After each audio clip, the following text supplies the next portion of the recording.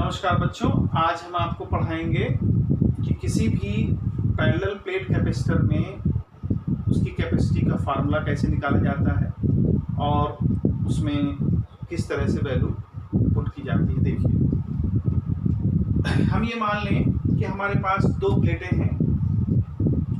एक प्लेट ऐसी होगी कुछ, तो उसको हमने पॉजिटिव कह दिया। दूसरी प्लेट हमने उसके पास में रख दी तो वो नेगेटिव हो गई इंडक्शन की वजह से। और दोनों प्लेटों के बीच की डिस्टेंस d है और हमें अच्छी तरह पता है कि अगर कोई पॉजिटिव प्लेट है और कोई नेगेटिव प्लेट है, उसके बीच में एक इलेक्ट्रोस्टैटिक फोर्स यानी कूलाम्ब फोर्स एक्ट करने लगता है। और अगर कूलाम्ब फोर्स एक्ट करेगा तो इलेक्ट्रिक फील्ड जनरेट हो जाएगी, यानी इसके बीच में एक इलेक्ट्रिक फील्ड जनरेट हो जाएगी। अब हम माने let sigma is the surface charge density.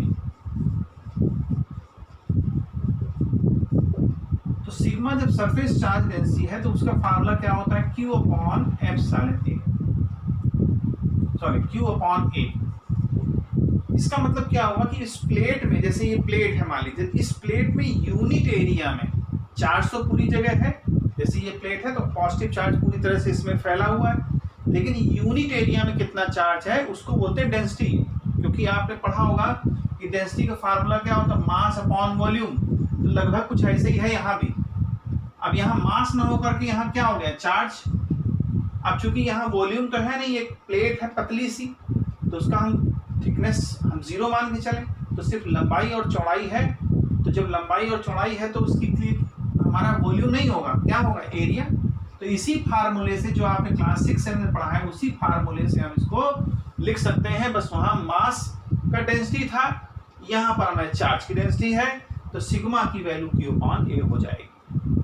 अब देखिए यहाँ पर सिग्मा हमारा हो गया, तो अब इलेक्ट्रिक फील्ड को भी हम देख लें क्या होगा।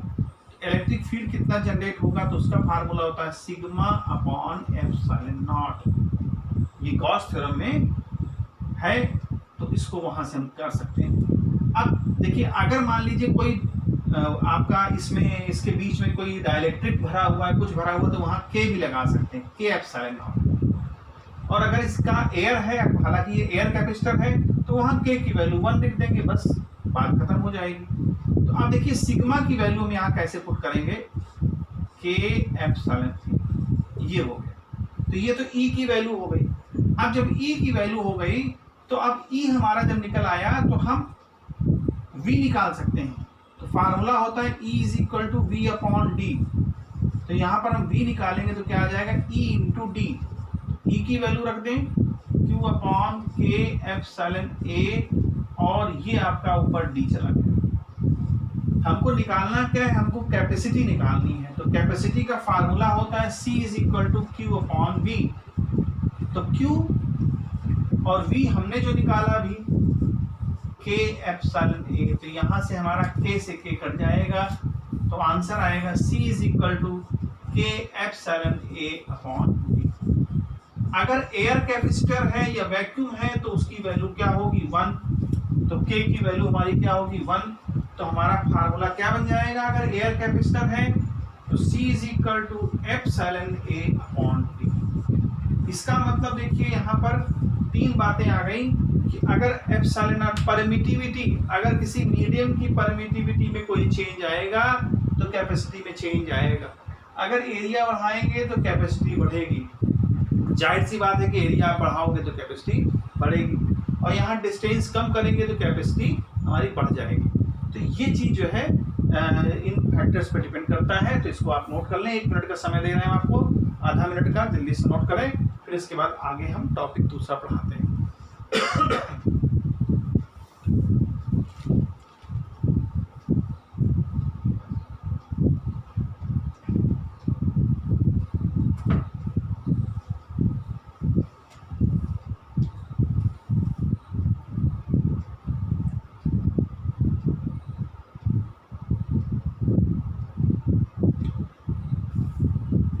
चलिए अब हम आगे बढ़ते हैं कि जब हम इस पर कोई एक डाइलेक्ट्रिक स्लैब भर दें, डाइलेक्ट्रिक स्लैब का मतलब कोई इंसुलेटिंग मटेरियल इसके बीच में अगर भर देंगे तो क्या होगा। तो ध्यान दें हम यहाँ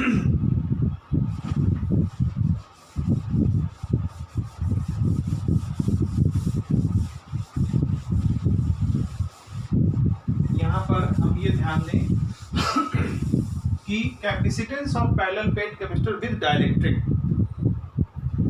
विद डाइलेक्ट्रिक स्लैब, बस इतना लिख देंगे, विद डाइलेक्ट्रिक स्लैब।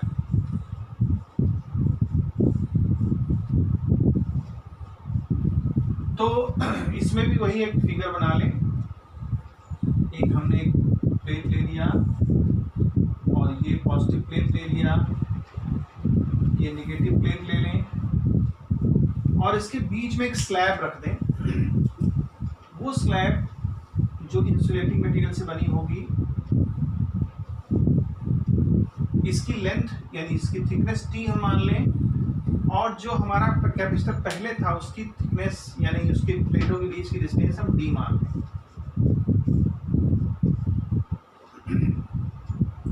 तो अब सबसे पहले हम ये देखेंगे कि इसमें जो इंसुलेटिंग मटेरियल हमने भरा है उसमें क्या असर आएगा, पहले हमको वो देखना पड़ेगा। तो उसमें जो असर आएगा वो उसका इलेक्ट्रिक फील्ड जो है कम कर देगा। जब पहले हमारा इलेक्ट्रिक फील्ड ई बना था, हमने इसको कुछ नहीं रखा। जब इसको कुछ नहीं रखेंगे तो देखिए, अगर मान लीजिए ये ना होता तो इलेक्ट्रिक फील्ड की डायरेक्शन हमारी क्या होती, प्लस से माइनस की तरफ होती। ये प्लस और ये माइनस प्लेट है, तो इलेक्ट्रिक फील्ड की डायरेक्शन हमारी, इसको ई नॉट कह सकते हैं। ई नॉट का मतलब हुआ कि जब हमारा ये एयर कैपेसिटर है, तो एयर कैपेसिटर में इलेक्ट्रिक फील्ड हमारे पास क्या जनरेट हुआ, अभी हमने स्लैब नहीं रखा तो क्या जनरेट हुआ, सिग्मा अपॉन एप्सिलॉन नॉट, जो कि अभी हम पढ़ चुके हैं। तो इसको लिख सकते हैं क्यू एप्सिलॉन नॉट। ये हमारा ई नॉट इसलिए लिखा क्योंकि तब ये एयर कैपेसिटर था। तो जब एयर कैपेसिटर है तो वहाँ के भी हम 1 रख लेंगे, तो यहाँ पर ये चीज आ गई। अब जो चीज है, हमने स्लैब रख दिया। स्लैब रखने से क्या होगा, हमेशा वोल्टेज कम हो जाएगा। आप कोई भी स्लैब इसमें रख देंगे, जो पहले इलेक्ट्रिक फील्ड था वो इलेक्ट्रिक फील्ड अब नहीं रह जाएगा। अब नया इलेक्ट्रिक फील्ड जो आएगा वो हमारा इस फॉर्म में आएगा, ई नॉट अपॉन के। 1 अपॉन के टाइम्स इलेक्ट्रिक फील्ड हमेशा घट जाती है। ऐसा क्यों होता है उसका भी रीजन हम बताते हैं, ध्यान दें।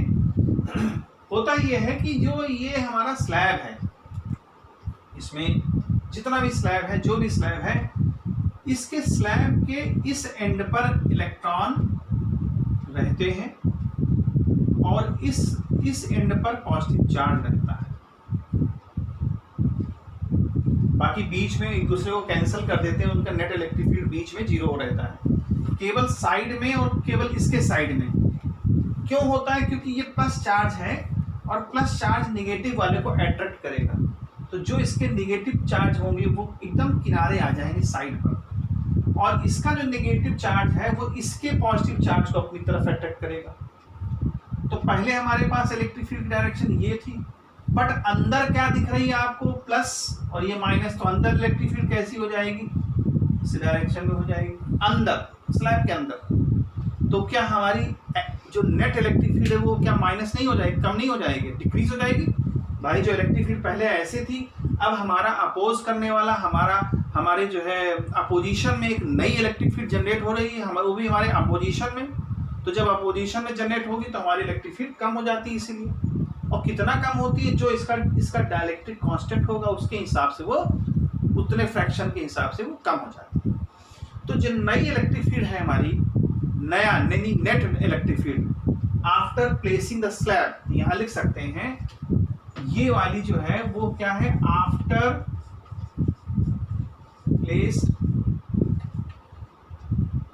प्लेस डाई इलेक्ट्रिक स्लैब, यानी डाई इलेक्ट्रिक स्लैब के रखने के बाद जो नई इलेक्ट्रिक फील्ड होगी वो इतनी होगी। ये आपको समझ में आ गया, ठीक, अच्छी बात है। तो अब हम वोल्टेज का क्या करेंगे, वोल्टेज हमारा क्या बढ़ेगा घटेगा क्या होगा, तो आंसर वोल्टेज को हमें बढ़ाना पड़ेगा। देखिए वोल्टेज क्या है, पोटेंशियल, पोटेंशियल डिफरेंस कह सकते हो। पोटेंशियल क्या होता है, पोटेंशियल डिफरेंस क्या होता है, एक प्रकार का वर्क। हमने जब ये स्लैब नहीं थी, आप सपोज कर लीजिए स्लैब नहीं है, तो जब स्लैब नहीं है तब आपने इलेक्ट्रिक फील्ड जनरेट की होगी, तो आपने वर्क किया होगा कि नहीं किया होगा? आंसर बिल्कुल किया होगा। अब जब हमने एक स्लैब रख दी, जब एक स्लैब रख दी तो हमारा इलेक्ट्रिक फील्ड कम हो गया। अब हमको वही इलेक्ट्रिक फील्ड लाने के लिए या हमें इलेक्ट्रिक फील्ड बढ़ाने के लिए, ठीक है, हमें फिर से इसको चार्ज करना पड़ेगा। जब फिर से चार्ज करना पड़ेगा तो फिर से हमको क्या करना पड़ेगा, वर्क करना पड़ेगा, सेल को, बैटरी को, या जिसको भी करना पड़े। तो वो जब हम फिर से चार्ज करने के लिए उसको फिर से उस पोटेंशियल पर लाने के लिए या उस इलेक्ट्रिक फील्ड पे लाने के लिए हमें फिर से उसको वर्क करना पड़ेगा। तो हमारा वर्क क्या हो जाएगा, बढ़ जाएगा। तो पहले जो वर्क था, देखिए पहले जो वर्क था वो हमारा था E डॉट डी, क्योंकि फार्मूला क्या होता है, E is equal to V upon D. तो V क्या बनेगा, E इंटू डी। तो हमारा जो नेट पोटेंशियल है वो क्या हो जाएगा, E डॉट डी, ये पहले वाला, प्लस अब जो नया जनरेट हुआ है उसमें हो जाएगा हमारा E नॉट अपॉन के। ठीक है, तो E नॉट अपॉन के में अब E नॉट की वैल्यू हम पुट कर दें, इसमें E नॉट की यहां भी पुट कर दें, तो क्या आ जाएगा, क्यू डी अपॉन एप्सिलॉन ए प्लस क्यू के एप्सिलॉन ए। के यहाँ पे डाइलेक्ट्रिक कांस्टेंट है। अब यहाँ पर हम कॉमन ले सकते हैं कुछ, वो क्या कॉमन ले सकते हैं, तो आंसर है क्यूब ले लें ऊपर और नीचे हम एप्सिलॉन ए कॉमन ले लें, तो क्या बनेगा, डी पूरा ही कॉमन ले लें, क्यू यहाँ ई, अच्छा एक चीज यहाँ पर रह गई, इसकी थिकनेस टी है तो ये तो टी रहेगा ही रहेगा भाई, ये तो इलेक्ट्रिक फील्ड हो गया, यहाँ पे ये इलेक्ट्रिक फील्ड हो गया, और टी भी तो लिखना था, तो टी नहीं लिखा हमने, इसको यहाँ पे टी लिख देते हैं। तो यहाँ पे टी लिख देते हैं, ये तो अब हमारा जो है, जो वोल्टेज आ गया, जो इलेक्ट्रिक फील्ड आ गई, वो क्यू डी अपॉन एप्सिलॉन ए और क्यू टी अपॉन के एप्सिलॉन नॉट, हमारी ये इलेक्ट्रिक फील्ड जो वोल्टेज है वो जनरेट हो गया। अब इस वोल्टेज का हम क्या करेंगे, तो आंसर है इसका हम वहां पे रखेंगे जहां हमारी कैपेसिटी थी। कैपेसिटी हमारी क्या थी, C is equal to Q upon V, ये हमारी थी। अब यहाँ पर जो एक चीज और इसमें है, एक चीज और समझना है इसमें, देखिए ये जो E नॉट है, हमने आप यहाँ पे क्या किया, हमने एक स्लैब रखा, तो स्लैब ने तो जगह कुछ घेर ली होगी भाई, पहले हमारे पास क्या थी, डिस्टेंस दी थी, तो एयर था। अब जब हम यहाँ पे थिकनेस टी लगाएंगे तो जो हमारी एयर बचेगी, वो एयर की जो बचेगी वो डी माइनस टी जगह पर बचेगी। देखिए यहाँ पर बचेगी, एयर कैपेसिटर हमारा इतना बचेगा, तो यहाँ पर जो हमने डी लिखा है वो डी माइनस टी कर लें, थोड़ा सा चेंज कर लें, यहाँ पर डी माइनस टी कर लें, डी माइनस टी। फिर से देखिए, ये जो E नॉट है वो E नॉट अब पूरे स्पेस में नहीं है ना, क्योंकि आपने तो स्लैब रख दिया, तो स्लैब की तो जगह वहां से खत्म हो गई, वहां पर एयर खत्म हो गया, तो एयर कितना बचा, सिर्फ ये यहाँ बचा एयर और यहाँ बचा। तो अगर हम इसको कहें कितना एयर बचा, तो एयर बचा डी माइनस टी जगह पर। तो ये जो इलेक्ट्रिक फील्ड है वो एयर के लिए है, और एयर कितनी बची है, डी माइनस टी जगह पर, प्लस नई इलेक्ट्रिक फील्ड कितनी है, E नॉट अपॉन के, और वो कितनी जगह पर है, टी जगह पर है। नई जो इलेक्ट्रिक फील्ड है वो E नॉट अपॉन के है और टी जगह पर है। तो अब देखिए यहाँ पर हम क्या रखते हैं, E नॉट अपॉन, या E नॉट कॉमन ले लीजिए, तो क्या आ जाएगा, डी माइनस टी, या E नॉट का वैल्यू पुट कर लीजिए, क्यू अपॉन के epsilon A D minus T plus E not T upon के। तो यहाँ पर Q, यहाँ वैल्यू नहीं पुट करी, Q अपॉन एप्सिलॉन ए। अब देखिए यहाँ पर हम क्या करेंगे, Q अपॉन एप्सिलॉन ए, यहाँ पर हम कॉमन निकाल लें तो क्या बचेगा, T minus T plus T upon K, ये आएगा हमारा फाइनली। यहाँ मैंने डी लिख दिया था पहले, डी नहीं लिखना है क्योंकि तो एयर तो डी माइनस टी जगह पर बची है ना, वो जगह तो खाली हो गई, वो जगह तो खत्म हो गई। तो इतना वोल्टेज हमारा आया। जब ये वोल्टेज आ गया तो अब हम क्या निकाल सकते हैं, कैपेसिटी। कैपेसिटी का फॉर्मूला C बराबर Q अपॉन V होता है। Q रखेंगे और V की जगह हम ये वैल्यू पुट कर देंगे तो क्या आ जाएगा, Q upon epsilon A T minus T plus T by के। Q से Q कैंसिल हो गया, तब हमारे पास C का फॉर्मूला क्या बनेगा, C is equal to epsilon A और D minus T plus T upon K, ये बने। ये हमारा फाइनल इसका फार्मूला बनेगा जब डाइलेक्ट्रिक स्लैब रखते हैं। एक बार फिर से देख लीजिए, पहले यहाँ पर कुछ नहीं था, एयर था, तो उसमें हमारे पास इलेक्ट्रिक फील्ड ये थी, ये थी। जब हमने एक स्लैब रख दिया तो जब स्लैब रखेंगे तो हमारा नेट इलेक्ट्रिक फील्ड कितना हो जाएगा, E नॉट अपॉन के। उसके बाद वोल्टेज का क्या होगा, तो वोल्टेज हमको दो बार काम करना पड़ेगा, दो बार वर्क करना पड़ेगा। एक बार यहाँ पर पहले जो था और एक बार अब। तो देखिए E नॉट अब कहाँ कितने डिस्टेंस पर बचा, केवल D माइनस टी जगह पर, ये वाली जगह और ये वाली जगह। अगर ये और ये वाली जगह को देखें तो D माइनस टी हमारे पास डिस्टेंस बची है। ये हो गया। ये जो है ये इलेक्ट्रिक फील्ड कितने डिस्टेंस पर है, तो आंसर है जो स्लैब का थिकनेस है वो हमने टी रख दिया। यहाँ E नॉट की दोनों जगह वैल्यू पुट कर दी, उसके बाद कॉमन ले लिया, सिंपल मैथ लगी हुई है। उसके बाद C की वैल्यू क्या होती है, Q अपॉन V होती है, फार्मूला अपने पास है, वैल्यू पुट कर दी, आंसर। अब यहाँ दो एक केस लगा सकते हैं कि अगर यहाँ पर इफ T वाला जो टर्म है, अगर T पूरे उसमें हो जाए, ये T पहले तो T लिखो, केस 1 में T 0 हो, यानी ये हो ही ना, तो जब T 0 होगा तो उस समय T 0 होगा, ये भी 0 होगा, ये भी 0 होगा, तो हमारे पास फार्मूला क्या बनेगा, एप्सिलॉन A अपॉन D। यानी ये जो कैपेसिटी आएगी वो एयर कैपेसिटर के लिए हो।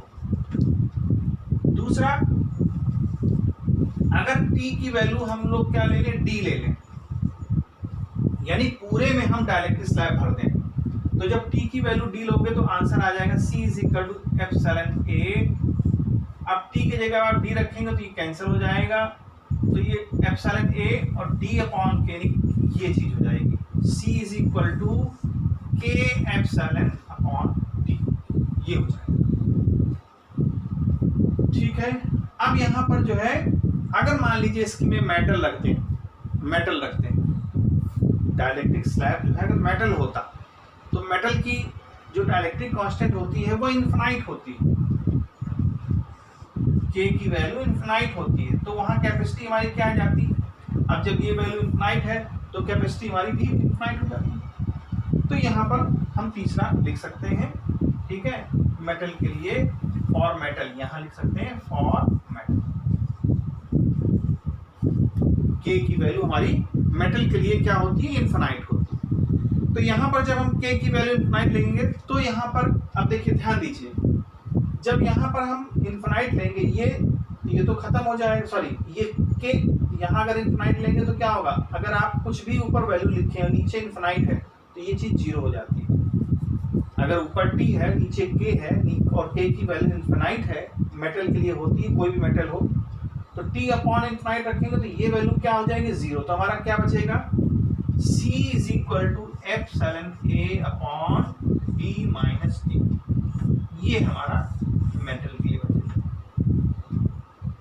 ठीक है, क्योंकि हमने आपको बताया था, अभी बताया कि अगर यहाँ मेटल होता और K की वैल्यू इनफाइनाइट होती तो वो 0 हो जाती उसकी वैल्यू, तो इतनी वैल्यू जब 0 हो जाएगी तो बाकी जो बचेगा वो हमारी कैपेसिटी होगी। तो यहाँ पर ये आज मैंने आपको बताया, ये टॉपिक इसका खत्म हो गया। नेक्स्ट वीडियो में हम नेक्स्ट टॉपिक डालेंगे तो आपको बताएंगे, और कहीं कोई प्रॉब्लम हुई हो, कुछ समझ ना आया हो तो आप पूछ सकते हैं उसको, और फिर आगे हम जब वीडियो डालेंगे तो आपको फिर से इसके बारे में इसके आगे